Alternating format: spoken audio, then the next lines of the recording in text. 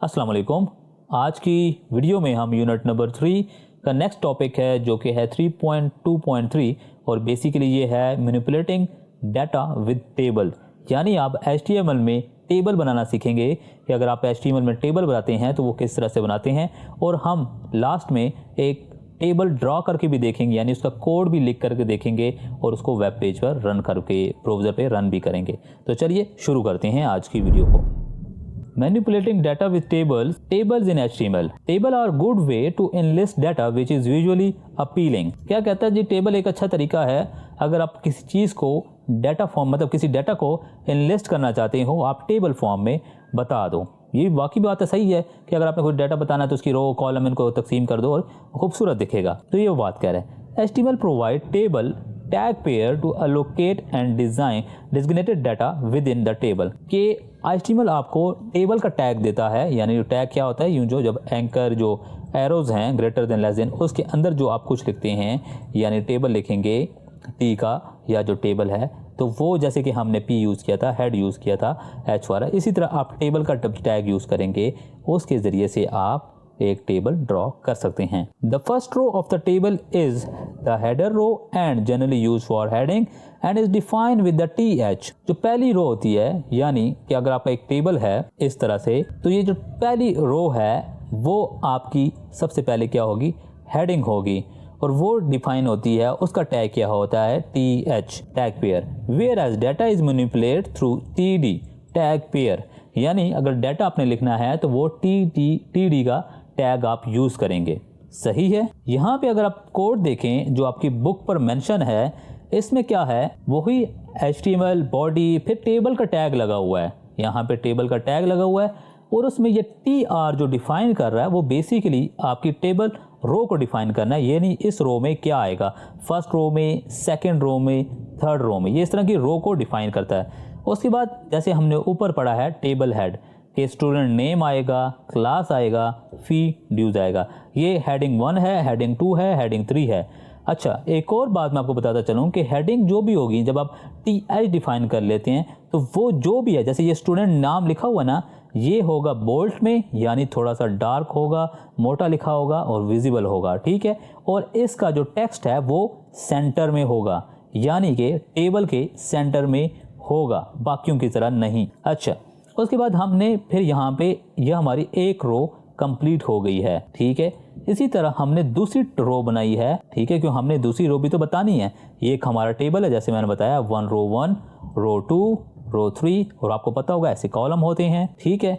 तो हमने जो फर्स्ट रो में तो हमने हेडिंग लिख दी, अब यहाँ पे हमने डाटा लिखना है तो उसके लिए हम पे TD का टैग यूज़ कर रहे हैं, जिसमें हमने आलिया अली वाला लिखा है, 9 क्लास 9 है क्योंकि क्लास आएगा, यहाँ पे आपको साथ विजिबल नहीं होगा। तो चलिए हम जाते हैं अपने विजुअल स्टूडियो पे।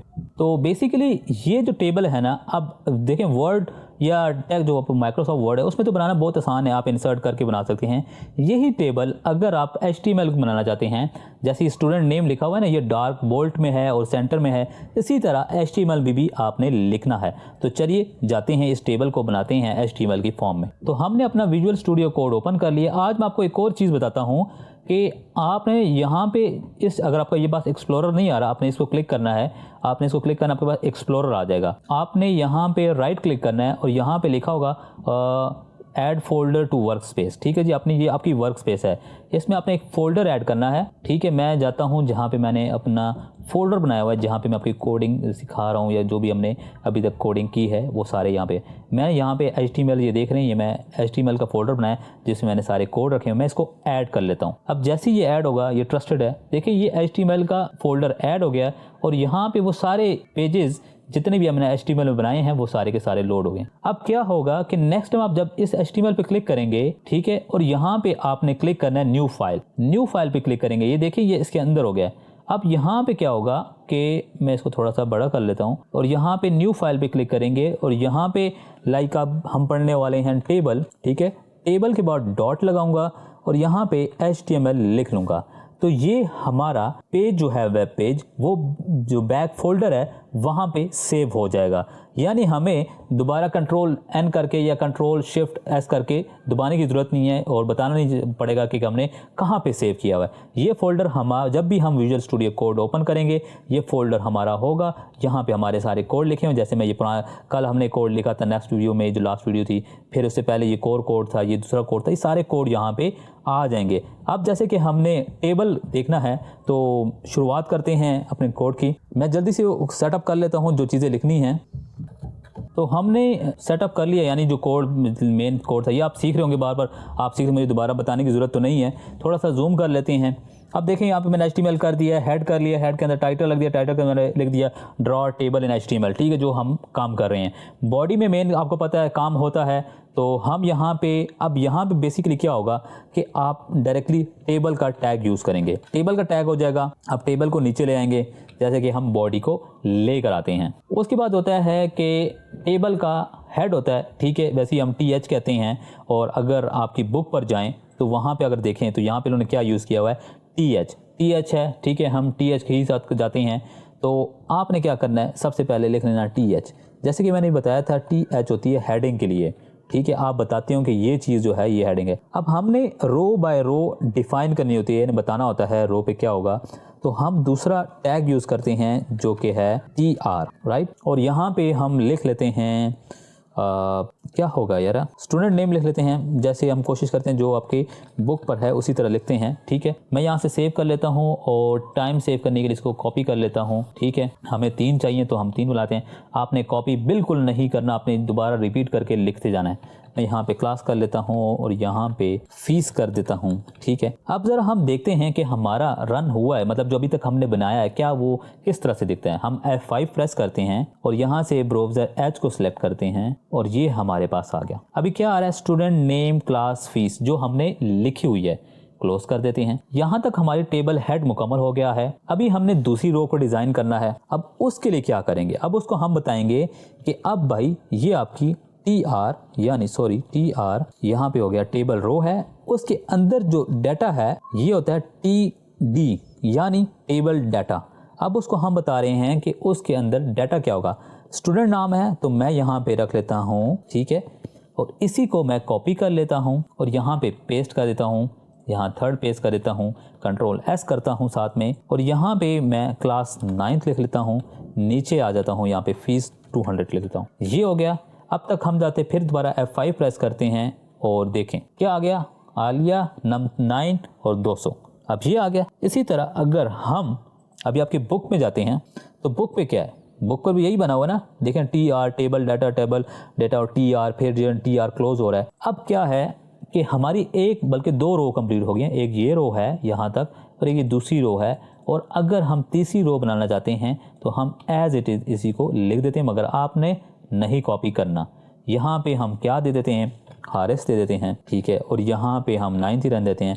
यहाँ से हम 1 0 को माइनस करते हैं, कंट्रोल S का F5 दबा के ये देखिए हमारे पास आ गया ये स्टूडेंट नेम क्लास फीस। अच्छा, अगर आपने अब जैसे ये लाइनें, अब देखें F5 मैं दबाता हूँ तो देखिए यहाँ पे लाइनें नहीं है, पता नहीं समझ आ रही कि ये टेबल है कि नहीं, मतलब लाइनें नहीं नज़र आ रही, बॉर्डर नज़र नहीं आ रहा। तो टेबल की एक एट्रीब्यूट है जिसे कहा जाता है बॉर्डर। हम BORDR लिखते हैं, ठीक है, और हमसे उसे पूछता है कि साइज़ क्या होगा। मैं 1 देखता हूं और देखते हैं कि अब हमारा टेबल किस तरह से नज़र आएगा। आप देख रहे हैं कि ये अब बॉर्डर किस तरह से नज़र आ रहा है, देख रहे हैं। अब क्या हो गया है, स्टूडेंट नेम क्लास फीस ऊपर आ गई है, बट उसके इर्द गिर्द क्या लग गया है, बॉर्डर लग गया है। इसी तरह आप जो हैं बॉर्डर बना सकते हैं, और ये एक टेबल की एट्रीब्यूट है, यानी इसको एलिमेंट भी कह सकते हैं, ठीक है, जो एक लाइन बॉर्डर को ड्रॉ करता है, इसकी बॉर्डर। अगर आपने इसी तरह जितनी भी रो हैं इसको बार बार रिपीट करते जाएं, कंट्रोल S करें, कंट्रोल F5 दबाएं, ये देखें यार है ना, दोबारा आ गया। इसी तरह इसको मैं थोड़ा सा जूम कर लेता हूँ, अभी आप देखें। तो बस आज की ना, और एक और मैं चीज़ आपको बताता चलूँ कि अच्छा ये आपकी ना बुक्स में जो मेंशन है टेबल के बारे में ना, वो है टेबल और TR और TH डिफाइन है और TD भी डिफाइन है, ठीक है जी। अब यहाँ पे क्या है, ये आपके ना 4 डिफाइन किए हुए हैं, पढ़ा लिखा हुआ है इसके बारे में। वैसे तो ये 7 इसके मतलब कह सकते हैं एलिमेंट्स कह सकते हो, जिसमें टेबल हेड भी आता है, group the header content of the table, ठीक है। T बॉडी है, group the body content of the table, T foot है, ये 3 भी हैं, मगर ان کو ڈسکس نہیں کیا گیا تو یہ نہ سمجھے گیا کہ جو ٹیبل ہے وہ بس انہی 4 پہ گھومتا ہے، تو اس کے اور بھی ایلیمنٹس وغیرہ ہیں، ایٹریبیوٹس ہیں، یا آپ کہہ سکتے ہیں اس کو اور طریقے سے بھی ڈیٹا کو مینیپولیٹ کر سکتے ہیں۔ مگر آپ کو جیسے بارڈر بھی میں نے آپ کو بتایا ہے، مگر بارڈر آپ کے بک میں مینشن نہیں ہے۔ اگر آپ اپنی بک پر جائیں تو جو اس کا پریزنٹ کیا گیا وہ اس طرح سے پریزنٹ کیا گیا کہ بھائی جسٹ یہ ہے، ٹھیک ہے۔ مطلب ابھی آپ کو بارڈر بھی اس کے اندر سکھایا نہیں ہے، بارڈر میں نے آپ کو ویسے ایکسٹرا بتا دیا ہے کہ اگر آپ بارڈر دینا چاہتے ہیں یہاں پہ اس کو بارڈر جتنا بھی جائیں، آپ اس کو سٹائل بھی کر سکتے ہیں، مگر وہ تھوڑا سا لینتھی ہو جائے گی، اور میں چاہتا ہوں کہ آپ اتنے ہی یہاں تک ہی سیکھیں۔ اب F5 کرتے ہیں، آپ دیکھیں کتنا بارڈر کس طرح سے ہو گیا، ٹھیک ہے۔ تو بس آج کی ویڈیو میں اتنا ہی تھا، جسٹ آپ کو ٹیبل کے بارے میں بتانا تھا کہ ٹیبل کیسے ڈرا ہوتے ہیں، کیسے بناتے ہیں، اور اگر ابھی تک کوئی کنفیوژن ہو، کوئی کویشچن ہو تو آپ ڈائریکٹلی پوچھ سکتے ہیں ہم سے واٹس ایپ کے تھرو، یا نیچے کامنٹ بھی کر سکتے ہیں اس ویڈیو کے۔ Thank you.